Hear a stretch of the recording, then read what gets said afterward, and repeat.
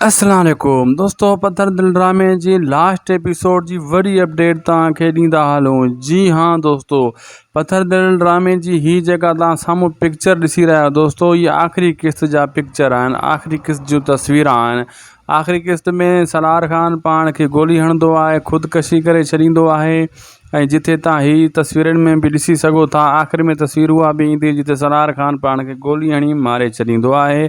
पत्थर दिल ड्रामे जो आख़िरी हैप्पी एंडिंग थींदो, ऐं जॾहिं हैप्पी एंडिंग थींदो पत्थर दिल ड्रामो लास्ट में पूरो थी वेंदो। हाणे दोस्तों आख़िरी स्पेल हली रहियो आहे पत्थर दिल ड्रामे जो, लगातार बार बार तव्हांखे असां ॿुधाए रहिया आहियूं। पत्थर दिल ड्रामे में सलार ख़ान जेको आहे शादी जे वेस में बि आहे, पंहिंजी कुंवार सां गॾु बीठो आहे। ऐं हिते शेरल बि ॾेखारियो पियो वञे लास्ट एपिसोड में, ऐं ॿिया दोस्त बि ॾेखारिया पिया वञनि। दादा जेको आहे दो बि ॾेखारियो पियो वञे, ऐं काफ़ी ढोलण बि ॾेखारियो पियो वञे। लास्ट एपिसोड जा जेका सीन शूट थिया आहिनि, ऐं बहितरीनु ड्रामो दोस्तों मज़ो कंदो आख़िरी क़िस्तनि में।